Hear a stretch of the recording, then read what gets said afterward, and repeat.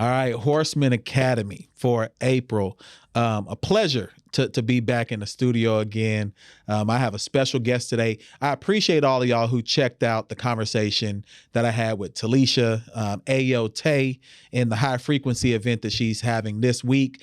After you've seen this, you've already joined and went to high frequency. You had a good time. You saw people doing shibari rope. You saw people, I think she said playing with swords. They doing some wild stuff over there. But I'm having a different conversation today about community, group economics, building. And I'm getting to know a brother that I think we probably been going back and forth on social media at least for 6 years. Alex, please introduce yourself to the audience, man. Appreciate y'all having me. Appreciate you bringing me on. Come on, man. Me to hit a topic, hit this discussion, get to know each other. Yeah. It's been a minute. We've been going back and forth for, It's almost been a year. Yeah. And that's the problem. See, this is, me and you could talk about this because in the content space, getting out a message, people think it's just easy to schedule one and just turn on mics. Yeah. It's not that way. Like, me and you been talking, we can do it this day. We could try this. You out of town. I'm out of town. Oh, man, my bad. My kids are sick. There's a variety of things that happen in this, and people just think that this happens together. So in your journey, how did you even get into the content? We're going to talk about life and all that, but how did you decide that you were going to make this content as a part of your platform also? You know what's crazy? Shout out my wife, my first wife, Shalon. When we came together, we were just together. It was a man, 2 women. We were just enjoying it. And then she had shot out the idea when she first came across it. We're talking about 6, 7 years. Well, no, now 8, 9 years ago. Okay. 8 years ago, we'll say, there was nobody that was showing poly families. Oh, without question. Not at all. So, not at all. At that time, she was like, how about we just make an Instagram together? Especially not Black and brown people. At all. Yeah. We were like one of the first out there. Outside of Shout Out Progressive Academy, she was doing her thing. You know what I mean? And so outside of that, she was like, and see what you can do with it. Okay. So I was like, all right, cool, bet. And we started posting things. Yeah. And next thing you know, people started picking up. It started going. Of course. So I'm like, all right, cool. Yeah. And then that's when I connected with Mad Hatter. Yeah. Shout out Mad Hatter. That radio, I don't know how many views and stuff that had, but it damn near broke the internet. Yeah. Because I remember that conversation. Matter of fact, I talked to Mad Hatter was in here probably maybe like 3-4 months ago. We talked about all the interviews that were crazy, and he was like, man, I did this interview with this brother Alex that had 2 wives. And I was like, hold on. So I had to go find it myself. So so he definitely put y'all on that. But then you were going to like Fox News and other places. So how did all those things happen? And then we're gonna take a step back and get into some of your history. But I wanted to kind of tell people what we're gonna be talking about beforehand. No, definitely. After the Mad Hatter show, so many we decided to take the individual content onto YouTube. Okay. And then since people seen we were very family oriented and the challenges we overcame, right? Yeah. Within our relationship, Revolt TV started reaching out. Yep. Fox News, shout out Isaiah Carey too, Uncensored, we did it here, they like family. Yep. And then, even Blavity TV with T.S. Madison. Yeah. We're just continuing to push the notion that, it's okay to be non-monogamous, it's okay to live in your truth, it's okay to put it in the public eye. It is what it is, and I've been loving it. At the end of the day, I feel like this is my purpose to put this message out. It's okay. Yeah, see, so it sounds like, let's get some history, and then I'll go. So where are you originally from, brother? I was born in Delaware, Texas. Okay. But then, I moved around a lot with my family, East Coast, Midwest, and then we ended up here down in Houston. Well, when I got with my wife, we ended up here in Houston for the last 10 years. So would you say you're a Houstonian then at this point? I'm definitely, man, Houston, the city. It's what are we talking about? It really you got the H-Town right here. I be trying to let my partners know, I moved here from Oklahoma. Mm-hmm. And I've been letting them all know, brother, if you should leave and come just a little south. Oklahoma is not that far. You can still go see your family if you want to, et cetera. I haven't seen a city like Houston for the value and the quality of people that are here. I haven't seen it. The one thing I love about Houston is ever since I got here, the support. Yeah. Everybody's so supportive. Everybody's gonna rock with you. They're gonna be genuine. Plus the food and the ladies. Yeah, the food and the ladies. Yeah, the ladies are phenomenal. Food and ladies will get you in trouble. That's the thing. I ended up where I'm at right now. Yeah, food and ladies will get you in trouble. Y'all know the Horsemen. We talk about that a lot on the show. Just being around different environments could get you in trouble. Could get you in trouble. Definitely. So, but let's get into you, brother. So, you moved here about 10 years ago, and then have you always considered yourself non-monogamous. I think most brothers, if I'm gonna be honest, probably are non-monogamous in some way. They just don't want to say it. But did you always have that in you, or is this something that kind of came about, as you've grown and matured? So I'm gonna keep it all the way funky. For those that know the story, at the end of the day, I didn't know about non-monogamy at all. Polygamy, none of that stuff. I was married to my wife for at that point we were together for 17 years. Okay. And we had. It's still amazing that my brother, I mean, because I don't see it, bro. Yeah. I did not see it. Okay. Yeah. Okay. What you call it? So, at that point we were 17 years in, and then we were just facing a lot of trouble, in our relationship. That's relationships. Yeah. And then at that point, that's when I started connecting with somebody else different. Okay. When we moved here to Houston.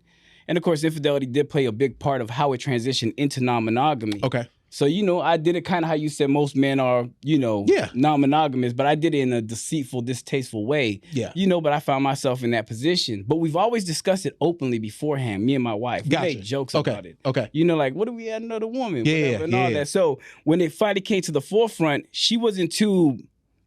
Of course she was. Exactly. She was off the rip with it because it was to see you betrayed me. Yeah. But at the end of the day, she was still open to the idea. Well, let me meet her, because she asked me one question. She said, "Do you love her?" And I was honest. I was like, "Yeah." So that's a difficult step. And I've heard your story. Obviously, I want the conversation to flow, so I'm not going to jump in on things that I think I know. Yeah. But what I would say is, and most men and brothers, I'm not telling no game, but most men probably have something that they like on the side, and then they might have someone that they really care about also. Right. And then they have their woman. It's kind of a weird scenario, and I'm not saying that all brothers do this, so don't, because someone's gonna watch this and be like, LP is saying that. No, I'm not saying that. Yeah. But I'm also attempting to be honest about the fact that relationships are layered. And it sounds like in your relationship, it was already layered to the point where y'all could have conversations, joke, maybe even allude to, hey, if this happened, it wouldn't be so bad. Yeah. You just took the step and accelerated things way forward. Definitely. Okay. And even though my communication was still not where it is at this point. Without question. Without a doubt. But yeah, I think at the end of the day, a lot of times you do have to have that type of relationship. A healthy relationship at the end of the day, even if it's not being non-monogamous, is about communication, hot, honest, open, and transparent. Because you want to kind of put your partner in a position to know who you are, not guess who you are or assume who you are. And that's what happens a lot of times. A lot of people don't understand we evolve as individuals. Who I was at 20 is not who I am at 30. We find ourselves in that type of position. Even though we joked about it at that point, that's why she was open to the idea. We met so many different challenges before. We going in year 18, let's try something different. Yeah. And you're right, man. I think what people don't understand, the person that you met, let's say y'all partnered at 21. Yeah. The person you met at 21 is not the same person at 41.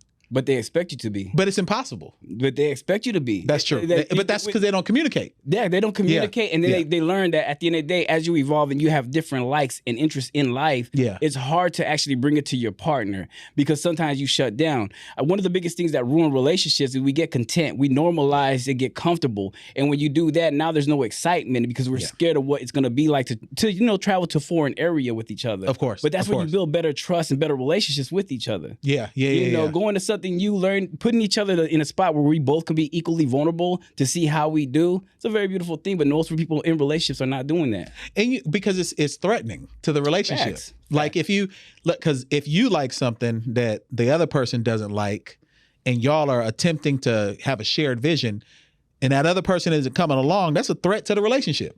That's facts. But if it's naturally you, right? If it's naturally, and we're not even, this doesn't got to be about non-monogamy. Exactly. We just talking about life. In general, right?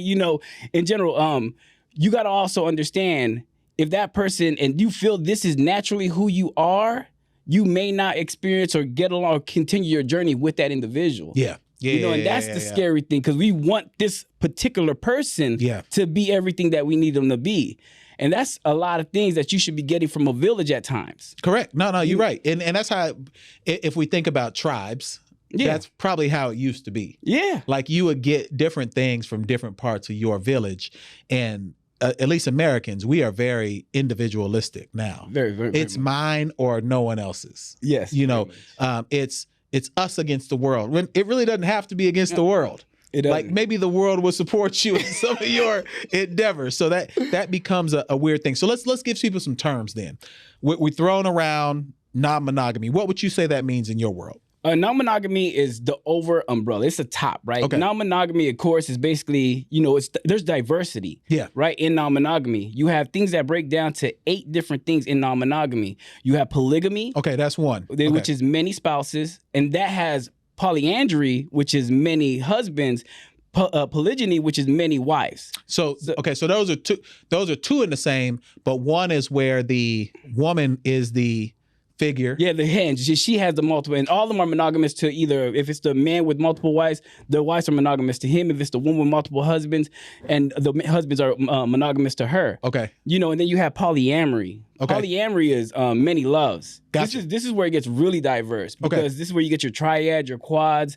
This is where you get your solo polyamorous. I don't know if you've seen that one video that went viral when she was breaking down her chart. I did. Where she was in the middle. Yeah. And there was all these. And her partners are different, connected in different ways. Exactly. Because you could also, with polyamory, you could also kind of be two things. You could be polyamorous and a swinger. You could be polyamorous and part of the kink and BDSM life. Yeah. So those are other things too. You have kink, BDSM under there. You have swinger. Yeah. And then you also have open relationship. And then you have monogamous. All those things are non-monogamous. They're still ethical and it's consensual because these are discussions you're having with your spouse to go and venture into these, into those lifestyles. So ethical is the word. That's the word. Consensual mainly too. Okay. Because we're both agreeing to it. Now, because the way I do things and I see ethics or keeping it ethical may not be the same as you. But what we agree upon, which is going to make it consensual, is what works for us. So now I'm starting to get some. Okay. Let's go into some of those 8. So by you practice polyandry. You know, I love to say no. Polyandry is a man with multiple, a woman with multiple husbands.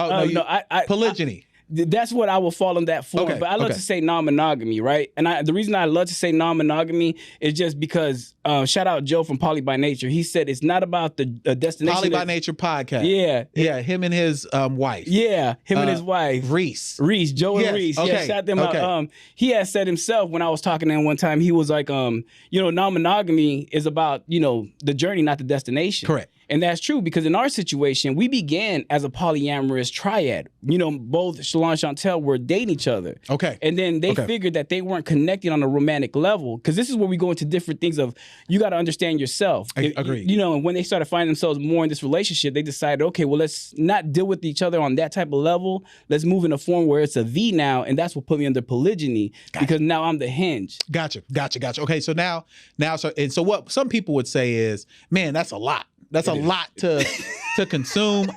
I personally don't feel like it's a lot. I kind of know where you're coming from. I know what you're saying. But in that, a lot of people say, well, why not just be single?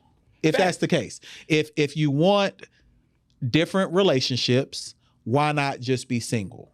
Because when you're being single, are you actually really developing relationships? True. You're really not. You're really not. You're transacting with people. You're building dubious or superficial, connections. Correct. Which is amazing. Nothing wrong with that. There's nothing wrong with that either. You know what I mean? But this is why you need to know what you're taking on. Now, mind you, I understand people look at it from that perspective because it's like all you want to do is have sex with multiple individuals. And see, it's not about the sex though. That's what people don't understand. Why? Yeah, because I would just rather stay single. Because I'm taking on relallationship responsibilities, understanding the logistics and the mechanics behind them, taking on emotions. Scheduling got to be crazy. Definitely scheduling got to be crazy. It's definitely crazy. Yeah. But I'm taking on all these responsibilities. Yeah. Now, mind you, sex is a part of it. Without question. You know what I mean? At the end of the day, but those investments of how I'm showing up and we're showing up for each other are different. Okay. Being single, I could just go to the club, get drunk, meet one for the night if I need to. And nothing else has to come from that. Yeah. Now here's the question then. Is it a challenge for you as the man? Because I'm a married brother. It is difficult sometimes just to deal with the emotions of one woman and my emotions alone. You got to remember that's a yin and a yang. Fact. Now you adding additional people to that. Is it challenging as a man, not only managing your emotions, but possibly the household as well? Yeah, it's definitely had its challenges, and this is why you have to actually put yourself in a position to learn emotional regulation, right? Okay. You know, because you have to have self-awareness. You know, when you have self-awareness and you have emotional regulation, you can have that emotional agility, emotional maturity to handle every situation. Yeah. You have to understand feminine and masculine energy. Yeah. When she's showing up in her masculine, you kind of set in a soft tone in that feminine energy and kind of cool her down and needed so we get to the solution together. Yeah. And you have to understand the tools, because when we communicate, people are not really having the tools to communicate by dialogue. I want to mirror what you're saying to me to show you I'm understanding you. I also want to empathize with you, and I want to help you find solutions. I want to validate. So you have to actually really have the tools when you're really showing up in these relationships. You should have those tools in any type of relationship first. But I kind of feel like you've had to develop these. Oh, like definitely. So in hearing you talk, I can hear, and I'm gonna be honest, this is the first time we met in person. Facts. We have been social media friends. Yeah. But when you meet in person, it's different. And I can tell your energy is one of wanting to share, wanting to make sure that people understand that there are different ways of living. Yes. And you're doing it in a way where you're not judging. No, definitely not. That's challenging for a lot of people. And just hearing you talk, I can tell that the work that you've done not only is inside, you're also sharing it probably with your community, which is you and your two wives, or I don't know if we can call wives in Texas, the two partners, and then probably your family. And they are going to get a lot from you, because I can tell that your spirit is one that wants to give. Definitely. And you talking about communication a lot leads me to believe that arguments, because all of us have arguments, Facts. In your way don't escalate typically, because y'all are able to discuss things and already have a style of communication. Definitely. Okay. But that took a lot of work. That's what I'm saying. I could tell. Yeah. I could see it. Yeah. And I mean, the biggest thing, right, is we have to be vulnerable. Yeah. And you want to have a little bit of humor too in it, because you don't want to take no problem and make it escalate. We have to be able to laugh about the situation together. There's a difference when we're trying to create life partners. Life partners at the end of the day are more than just love. At the end of the day, what you're trying to create with them is we're going to overcome any challenge that may come before us together. Yeah. Because we may have, Michelle Obama, she had 10 bad years, but all 30 together, statistically, the 20 outweighs the 10. It just happens. Everything's not going to be perfect. So that's why you have to be able to be vulnerable, want to be solution-based, and actually be able to communicate with your partner to sit there and say, how do we get to the next chapter? Yeah. But not saying that you're wrong, because sometimes we will sit there when we have communication with each other, sometimes people feel invalidated. Yeah. People have to learn the technique to validate somebody, but even though I'm validating you doesn't make it right that you are right. It's understood. It's respected, but let's find the solution, because perception is truth, right? Yeah, I'm gonna have my own truth at all times. After we put it on the table, let's figure out how we could come together collectively to solve these problems. Now you outnumbered in the house, though, brother. I definitely am. You outnumbered. So being outnumbered, what? Because I'm telling you now, there's gonna be some brothers who watch this. You've seen a lot of our audience. You see the comments that we have. There's gonna be brothers who watch this, and they're going to go to their partner. And they're gonna try to open this conversation. Oh Lord Jesus! You've been outnumbered in the crib for a while, and let's say that they didn't have the path of the joking or alluding to, or a partner who was even interested in women. Because we're not saying that you have to be bisexual definitely. Or anything to even, go down this path. What is a starter for them to have this conversation if they're interested? And then I'm going to build this question out more just about the Black community in general and some ways that this might have some benefit. But let's start with how they might be able to engage the conversation. I think if anybody, even if it's to the men, make sure this is the answer that who you naturally are. This is who you are, because everything sounds good. We fall in love with the idea of something until we find ourselves in the position to take on those challenges and the responsibilities. So make sure you're not doing this because you feel like you're in a comfortable relationship and you feel like this could make it happier. It won't make it happier. It's going to make it more challenging, and at the same time, opening this door, if it's not naturally you may lose your partner because you guess this might be for you. Because at the end of the day, you can't force the concept of non-monogamy onto your spouse. You know, so you have to be ready to possibly lose that person if it's naturally you. And at the end of the day, when you find yourself living in your truth, it's just going to make you happy and enjoy life more due to the fact that you weren't seeking to be happy and fill a void. You were just actually attracting of who you naturally are. So study yourself. Know that this is who you are because you want to be open. You want to be transparent. This is where you see your life because you're talking about you may lose family members. You may lose friends. Because at the end of the day, you're about to come out and live your truth. And a lot of people aren't going to align that. There's certain friends I lost because their wife felt that I was going to transition them. You know, oh, if he go out with you, hold on. That's weird. With you, he going 1, 2, 3. No, he not. Yeah, he gonna see my stress. Yeah, but you're right though. Like that's weird because so one, I would say most brothers, it takes a lot to know yourself. Facts. There's a lot of self-reflection, challenging your thoughts, challenging the mistakes that you've made. Why did I do this? To even get to the place to where you're at and say, all right, my partners, I like this. This is what I am.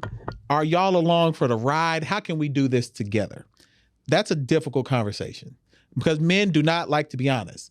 Although they would realize if they just went to their women and was like, yo, this is what it is. It has nothing to do with my love and affection for you, my love and affection for you. This is just who I am. And clearly it hasn't impacted our relationship. It doesn't impact what I'm doing. So there's a scholar, her name is Ali is her last name, or Sharazad. I don't know how to say it. I know what you're talking about. Yeah. You know what I'm talking about? But she talks about this all the time. And that's why I'm going to the black community. She talks about that black men have never been monogamous.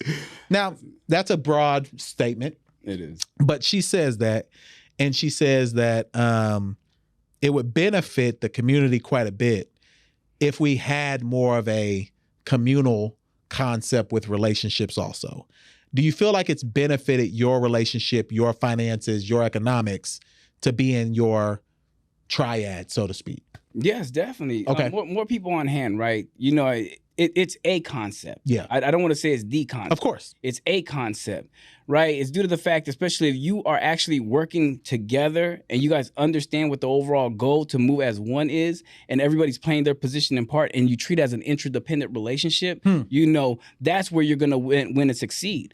Because again, you could bring a group of people together, and if they don't understand what they're doing, they're just going to mess the whole concept up. Correct. So you're going to find yourself in a worse position than you were before. So is it something if people take it serious enough to learn themselves, learn the tools that's needed, everybody understands what it is, you know, you find your flow? It definitely is. It's definitely a very great addition to have, especially in the community. Now, mind you, I only say that to the extent for those that are really going to go out there and get the tools. Yeah, the tool. See, you go back to those tools. The tools are needed. Yeah, they're definitely needed because at the end of the day, if you don't have the right tools, you're just going to put yourself in a position to fail. Yeah. You know, and at that, also not only just getting the tools, understanding your capacity.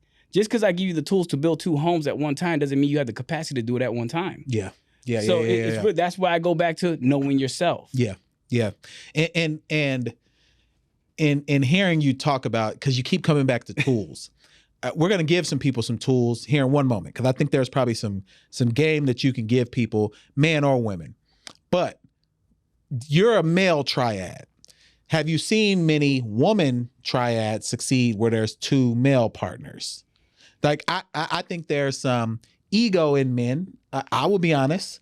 I think there's some ego in men that would make that challenging for most men. Yeah, they definitely. I can see that, but I'm not. That's not me trying to judge. Yeah. I'm being transparent. I think that would be a challenge. Meanwhile, there are a lot of women who also are living a secret life, who have another man, who married women, they cheat. No one is safe, and especially right now with sexual liberation on the rise. I mean, everybody's out there to do whatever they want to do. Yeah. And women, especially in non-monogamy, you know, because you do have polyamory. There are a lot of women that practice solo poly and have a lot of male partners. Yeah. You know, and then when it comes to polyandry, you know, there are those that also succeed too. They have their 2 husbands, they have their 3 husbands. Polyamorous couples, you have Passion Jones. Passion Jones has her and her two husbands. She used to be try-on influencer on YouTube. Yeah. I know exactly what you're talking about. Yeah, and they just had a child, you know what I mean? So they've been expanding. Wait, she had a kid? Yeah, with her second husband. With the she had a kid with her first husband, right? And then now she the second husband has his kid. I did not know that. Okay. The family, congratulations I follow to Passion. them. You know, just because I do so much content, I'm always looking at interesting stories. That's why I know about Poly by Nature also. Yeah. Because I'm always, okay, what are people talking about? What kind of content do we need to be producing here in Texas? I know one group is, I don't know where Passion is, but I think Poly by Nature is in New York. Yeah. I want to say they're in New York.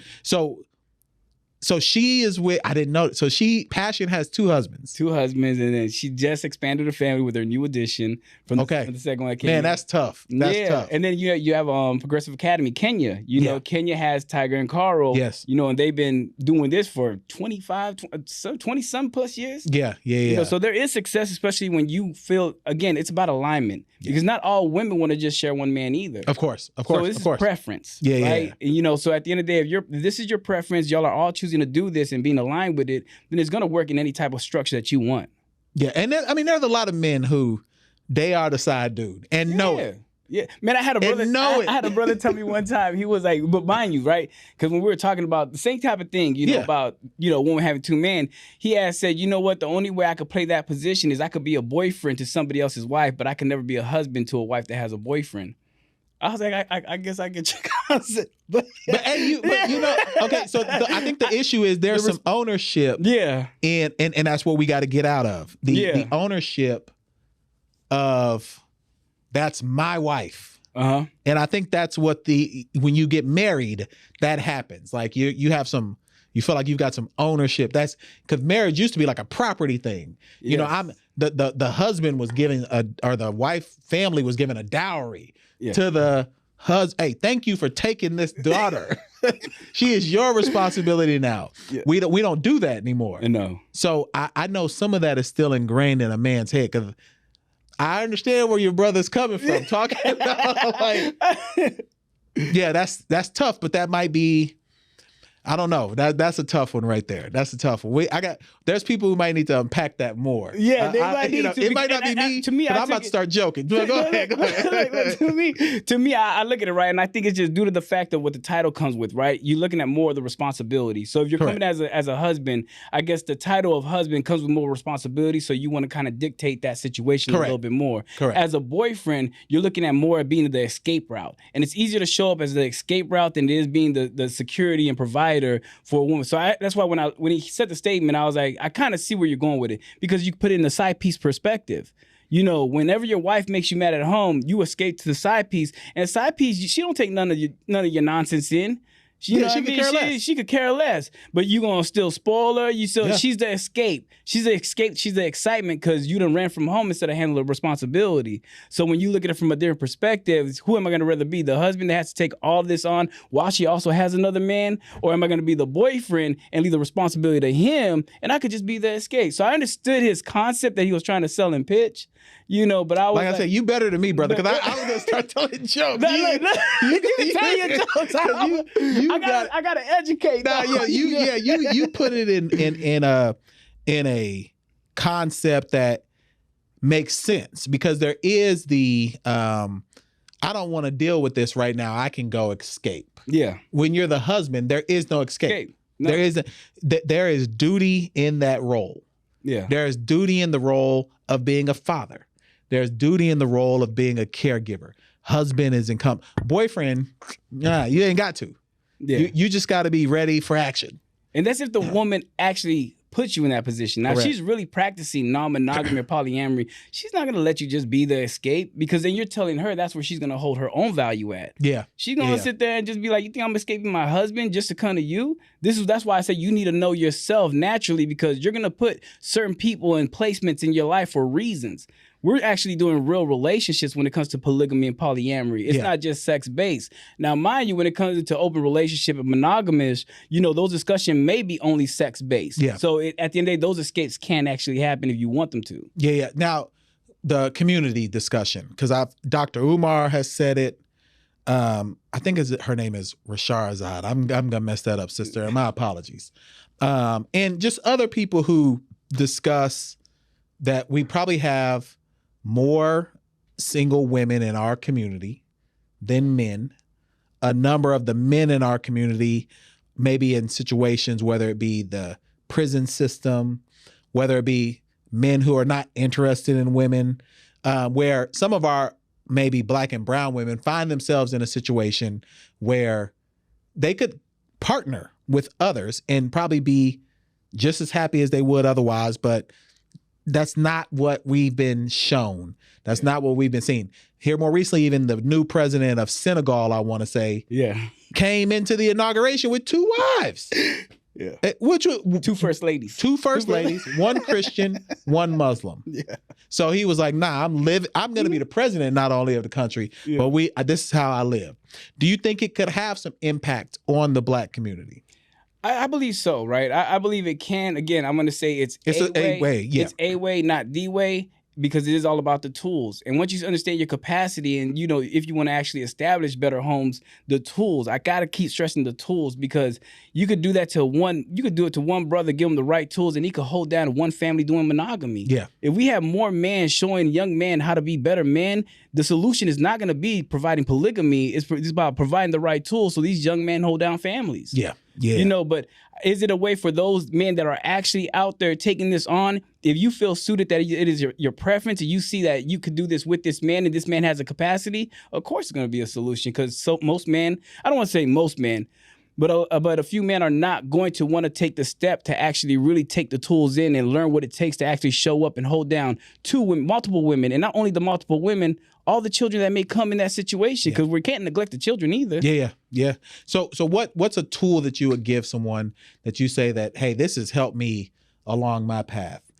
We've got communication down, of course. What's something else that you would maybe add to the toolbox for someone? Of course, emotional intelligence. Self-awareness is always going to be 2 that tangle with each other. And the reason I say that, because you see a lot of people, Shaq said it, and I've seen it on a couple other podcasts where they said, a man should never be vulnerable enough to share their emotions with their woman because she's going to think less of him. And I get that concept. But really, at the end of the day, if you taught yourself and understood how to actually regulate your emotions, how to have emotional agility and maturity, knew how to name and tag that emotion, because there's a lot of different, I'm depressed. No, maybe you're hopeless right now. Yeah. There's different things of how you have to really see yourself in that situation. And if you show the women in your life that you know how to navigate, you could be a trusted leader. So it's not about running away and not showing them. Show them how to handle that so they know how to handle theirs. Yeah. Handle them in the same courtesy. You know what I mean? That's what really the key is. So when you walk the path of self-awareness, self-honesty, because you gotta unpack yourself. You do. And that's the biggest fear. We don't want to take accountability, for a lot of our actions. But if you do those, emotional intelligence, self-awareness, accountability over victimhood, that's always going to put us in a better position. Yeah. I think these are going to be like kind of basic things to actually have better relationships and better ways to see your partner and communicate with them. Man, now that's phenomenal. Y'all need to pick that up, because that piece about self-awareness we got into just about knowing yourself, but what he mentioned about accountability over victimhood, most of us, when we make a mistake, we don't even want to take accountability on it. No. We want to, well, you wasn't doing this, mm-hmm. or I did this because of X, Y, Z. Mm-hmm. Instead of just being like, I own up to it. Let's figure out a way to make this right. And we have not been taught that as a community. No, we have not. And accountability could take you so much further, right? Because in anything you play a part of, it could teach you how to learn from the lesson. Yeah. What? I knew I shouldn't have did that, and I did do it. And, okay, this time I know how to maneuver. It also teaches you how to compartmentalize certain things, a situation, or do away with them. Yeah. It puts you in a better place, and it's just another factor of self-awareness. But people are scared of that because we look for the outer sympathy. Yeah. You want someone to feel bad for you. Whatever. At all times. And I get that, because that makes us feel good. But at the end of the day, we still have to be responsible for our own actions and what we partake in. And once you do that, you'll understand yourself a little bit more better and what not to do, because life is about taking in lessons. Yeah. And that's all. That's where your growth is. If it ain't challenging you, it ain't gonna grow you. Exactly. So what would you tell a young Alex? What to young Alex? Because you've got some experience now. You made through life. You in life. You in the journey. What would you tell a young Alex? Patience. Okay. Patience. You'll still get the same results. With delay gratification instead of seeking instant gratification. Because when we put instant gratification, the success or whatever we're trying to see is not there at that instant, we owe high expectation and put us in a position of being disappointed. Okay. And it's just patience is always going to, give us the time to see and trust the journey, trust the path. And also, give yourself grace. I never gave myself grace. Yeah, I don't think that's another thing tough for Black men. Yeah. Yeah. Grace is not a part of what we do. It's always stay on the grind. Go to the next thing. Why aren't you winning? Grace is not something that we're taught either. Mm-hmm. Love yourself, bro. We can keep going on. How would you want to try about this? When do you tell yourself, man, I'm enough? I'm capable. That is not. And obviously, this was a conversation around non-monogamy and Alex's journey, but there are a lot of gems in there just about manhood. Yeah, definitely. The better you are in a position of seeing yourself as a man, because we are still all children inside. Correct. So we're nurturing our child inside and we're getting ourselves all the way together to become these men that we need to be and show up. It's going to be better. But a lot of people are not taking the time because we're too busy trying to show up for others. You got to make sure you take the time to pause and work on yourself. The better you are for you, filled up your cup, you could pour into others. Yeah. Now, are you adding partners? Oh, no, definitely. You done. I know my capacity. Your capacity is too. Yeah, my capacity is too. Because I have children. The biggest thing about this, right, is I'm being a father. Yeah. Being a father has been an amazing thing to me. And now I'm a grandfather too as well. So that right there is like, I try to explain to people, I understand you want to add 3, 4, 5 women or 4 or 5 partners in general, right? But how much are you actually being in tune and interacting with your children? Yeah. Because let's say you have 5 children and 5 partners, that's 10 people. How far are you spreading yourself thin? How much are you actually showing up? Nick Cannon got 15 or whatever it is. Yeah, that's a lot. That's crazy. But he has resources, but those resources don't equate to time. I think he tried to beat the system. You ever hear about that? Like once you get past 10 children, you don't got to pay child support. That's a smart man. You're damn near NBA team at this point. So now what if, this is a hypothetical, but what if one of your partners wanted to have a partner? We had that discussion. Okay. You know what I mean? And this is where you want to actually put preference and alignment into everything. Gotcha.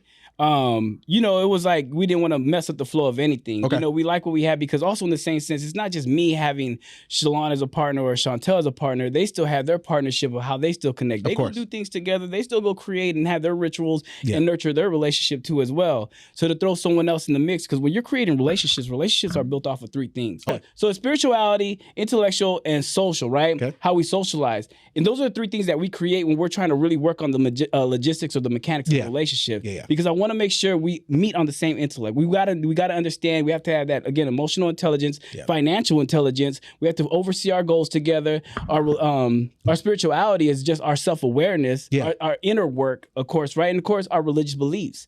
And then you put how we socialize. Socializing is also going to be how we place friends, how we place family, how we see those things for ourselves in our life. So if those 3 things are not in alignment, you're not going to really have too much success in your relationship. Now, we could compromise, and that's what communication is going to be key about.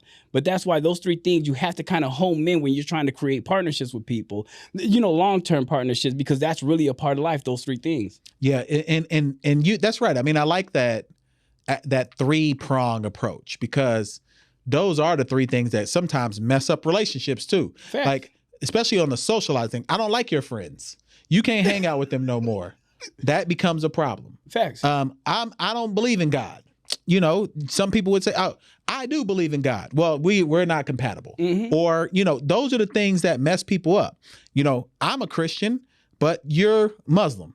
Can we still interact? So I definitely agree. Those 3 things really do. And even with socializing, right? Because also I said family.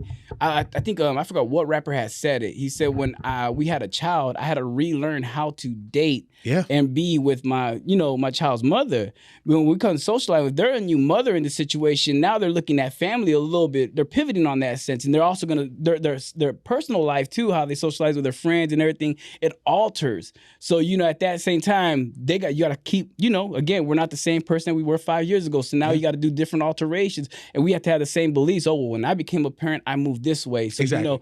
It is different. That's why I say those 3 things, because those are very big things that really create great connections. Nah, man, this is great. So if you wanted to give people a term before we left, something that they could research, study, You know, maybe even my young brother behind the board who says, you know what, I need 2 of them right now. Like that's what I need. What would you, or a book or a podcast or something, what would you give someone to research or look up if they wanted to get more information? I know you all are a public couple. You mentioned Poly by Nature. There used to be a group in New Orleans too. I can't remember their name. They have like a boudoir studio also. I can't think of their name. That's gonna bother me.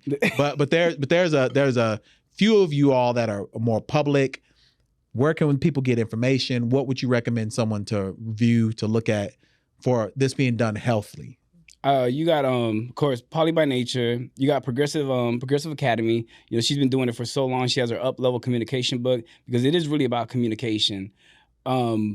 You can follow the Porter family, of course. You know what I mean? Y'all definitely gonna do that. Yeah. Y'all definitely gonna do that. Yeah, and there's Ethical Slut. There's more than 2. These are different books that you can actually get. Okay. But at the end of the day, it's really just finding that inner work. You know, at the end of the day, know this is something you want to do it. Because, you know, just like my shirt says. I know, Choice over default. Yeah. I got choice over default. Choice over default due to the fact that, you know, you don't have to do or try to, you know, be a prisoner of someone else's concept of love. Yeah. You can create, or life. You can create what you want by choice, but you just have to know it's for you. Yeah. Yeah.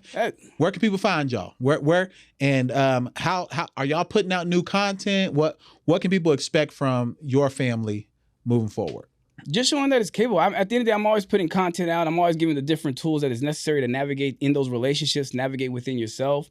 You know, so just make sure you follow Porter Family on IG, Facebook, you know, YouTube. And also every Sunday, I do go do a podcast just hitting certain topics and certain things about non-monogamy. So just follow the family and you'll just see what we still create. Man, y'all tap in with Alex and the Porter family. I knew this would be a good discussion just because I kind of see how people...